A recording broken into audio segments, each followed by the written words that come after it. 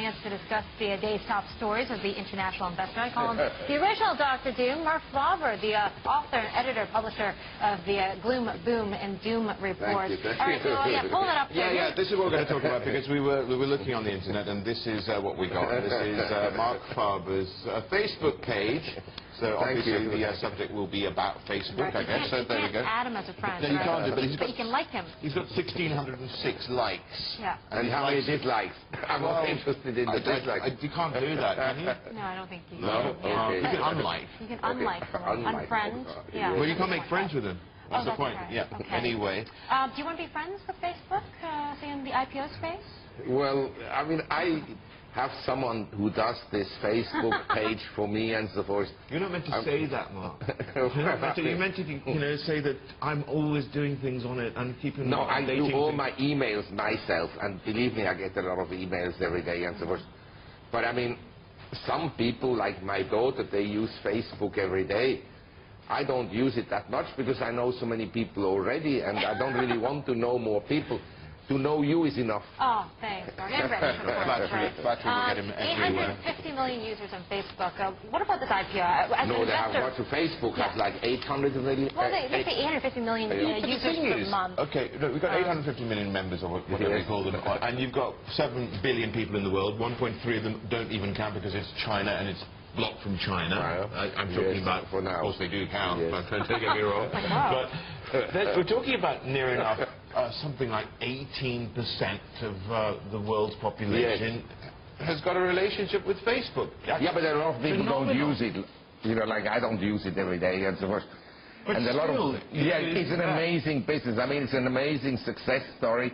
But Google was growing faster than Facebook at the beginning. Facebook has, within 4 years, they reached numbers of participants that Google's had after 7 months. So Google's was a much bigger thing. Okay, whoa. Would you actually buy into this IPO? Let me ask you that. Look, I never buy anything that is in the limelight. And Facebook is a lot of hype and so forth. I think the valuation is on the high side. Well, now, I'm not saying that you can't make any money. Maybe someone who buys at the opening, he is a flipper, he may make some money and so forth. But it doesn't meet my criteria of undervaluation. Let's put it this way. Meaning it's overvalued. I should have bought 4 years ago when it was still private. I wasn't offered. Yes, I don't know why. But maybe I would have declined also. You say, okay, Google was that much quicker, but don't forget, I mean, the relationship one has with Google is vastly different to one with Facebook. Facebook is far more interactive, therefore it's much more deep-seated, therefore you can get more in terms of revenue per user, etc. Maybe. And the growth is yet to come from the likes of India still at the moment, and this part of the world. Asia will be a key part of it. I have no doubt that it's going to grow. The question is by how much and how much money they will make. Exactly. Unlike online gambling would greatly help Facebook. That would be a huge plus. U.S. authorities might have a thing or two to say about that. Yeah, maybe, yes. I guess so. But it all depends on the price, right? Because people are talking about how expensive this price is going to be. I mean, and how much do Asian investors get allocated, which I suspect will not be very much. So how do you even buy into this IPO? Look, I don't know. All I'm saying, it doesn't meet my criteria. I like to buy assets that are neglected. Okay. I was recently in Arizona. And I was Where is this going? Okay. No, previous to that, I was in Canada. In Canada, in the cities, you have boom conditions, and the real estate prices are very high, maybe 4 or 5 times as high as in Arizona. In Arizona, you can buy a beautiful house for $150,000. This is undervaluation. This is not everything has collapsed in Arizona. And therefore the valuations are now very low for homes. What can you buy in Hong Kong for $150,000? Now, I agree that in Hong Kong there is Susan Lee and doesn't exist in Arizona. Right. So that's a big difference. Yes, but she exists everywhere, really. Yes. In a metaphysical sort of way. Yes. Okay, so if this is not actually something that meets your criteria in this space, what does? Well, basically, what I've been doing recently at the end of last year, I bought some Swire in Hong Kong, Swire Pacific, Songkai Properties, and Hang Seng Bank. And then in Thailand, we had a collapse of the industrial estate companies because of the flooding. So I bought some Rojana and Ticon Industrial, because they have very high yields. So I think, I mean, the markets, they're moving up. We have a tidal wave of liquidity being injected by all the central banks around the world. And the economies may not do particularly well, but asset prices one way or the other can go up. Now, the big thing is this. In the 70s, when you printed money, it went into wage inflation and consumer price inflation. Now it goes into asset price inflation. The trick will be to get out of assets at the right time. How do you know when the right time will be? Yeah, that is precisely the point. When the bubble bursts. That is precisely the point. And also you have one bubble after the other. You understand? You print money here, and then one asset class goes up, say stocks, NASDAQ, until 2000, then the real estate market in the US until 2007, then commodities, and more recently art prices have been very strong on the high end, wines and so forth. And so the trick is really to move your money from one asset bubble to the other. Are we close to a collapse in any of these bubbles yet? Well, I think the stock market this year has started in a similar way as in 1987. We're up in emerging markets by 11.8% in January. India is up 19%, silver is up 19%, gold is up 11%, and so forth and so on. So if this continues, we're going to get an overvaluation somewhere between, I don't know, March to June of this year, and then we could have a big setback in the second half of this year. Wow. We've got to leave things aside of the break, but I've got to say, I found another website for you. It is called the Marc Faber Appreciation Society. This is really, that's a wonderful. And I love the first comment on it is actually try a Ukrainian woman for a trusted marriage and a trusted marriage service, Mark. So there you go. You do attract just the right crowd. Lots of likes. Lots of likes. I mean, this is all new to me. I think you want to just kick things off with a look at... Glencore. Yep. With a close to that agreement. Now, is this a big surprise to you? No, I think it's been rumored for a long time, and I think it makes sense that the two would combine. Both companies are very successful, and Glencore is already, I don't know how much they own, but is a large owner of Xstrata. That's right, and this deal could value this combination, this combined company, $82 billion. And this announcement could come, and this deal could be sealed sometime this week. That's pretty quick, don't you think? Well, I mean, as I said, it's probably an agreement between the two companies, so it's not a hostile takeover. But does the timing make sense to you? Like, why right now? Well, basically, I know Mr. Glasenberg. He's very positive about commodities, and especially copper. So they may feel that a takeover Xstrata is desirable at this stage. What about the mix here? You know, because it does seem like, well, I get your opinion. What do you think the fit's going to be like? Well, I think that in all the resource space, in the resource sector, you will have a lot of consolidation. And by the way, I think that this is a supportive fact for the markets. We have lots of companies with a lot of cash, and they are acquiring other companies. So every day in the market you can see companies buying another company. And I think particularly in the mining industry, what you will see is the big companies, the Newmont Minings, the Rios, the BHPs taking over exploration companies. Do you think we're going to see this in other industries as well? Yes, everywhere. Because what is remarkable about the recovery since 2009 is that employment has been very disappointing in the US. You know, we still have very high unemployment, but corporate profits have rebounded and are at the record level.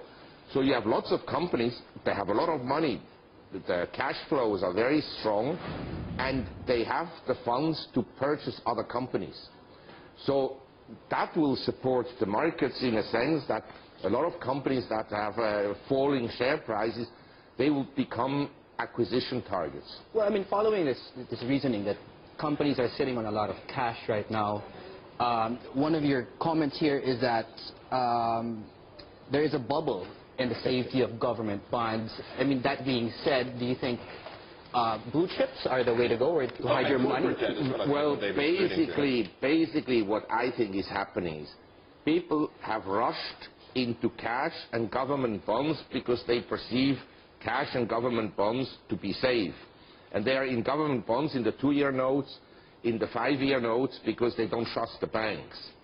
But in the meantime, the yields are so low, even on the 10 years at 1.83%, 10 years treasuries, how much will you earn over a 10 years period? The 1.83%. Now, I'm not ruling out that, like last year, on the 30 years treasury bond, you make 30% last year. Yeah. But going forward, I think the yields will be minimal, whereas if you buy shares, I think over a 10 years period, my return expectations would be, say, around 3 to 4% in real terms.